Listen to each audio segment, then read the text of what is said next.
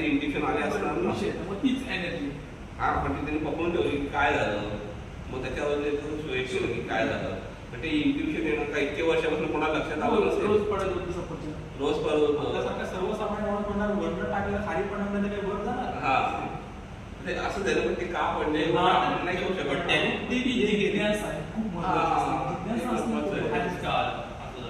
ते असे सगळे आहेत. म्हणून तेवढं अवेअरनेस असणं, तेवढं जागरूक असणं, त्याच्यामध्ये फोड काढणं हे कधी होऊ शकतं की थोडं आता पण आता तुम्ही जे शिकवताय ते प्रत्येकाला ते काय करतायत ते बघितलं तुम्ही प्रत्येकाकडे. पण एखाद्याकडे आता मला ते कळालं की ते काहीतरी वेगळं होतंय, तर ते मी जाणीवपूर्वक करतोय किंवा मला मनापासून ते करतोय, त्यावेळेला ते मला जाणवतं. आता तर तो काल पाहिलं पाठीमागे माझ्या होता, तो नुसता करायचं म्हणून तो करत होता, बाकी त्याला त्याचं काय सेन्स नव्हतं. किंवा दुसरी गोष्ट अशी असते, आपण जर समाजामध्ये वावरतो तर कोणीतरी आपलं मन भरकटवतो, आपल्या कामावरनं लक्ष आपलं विचलित करत असतो, आपला काहीतरी बोलतो, मग त्याचा आपल्याला काहीतरी वाईट परिणाम होतो, आपण तोच विचार करतो.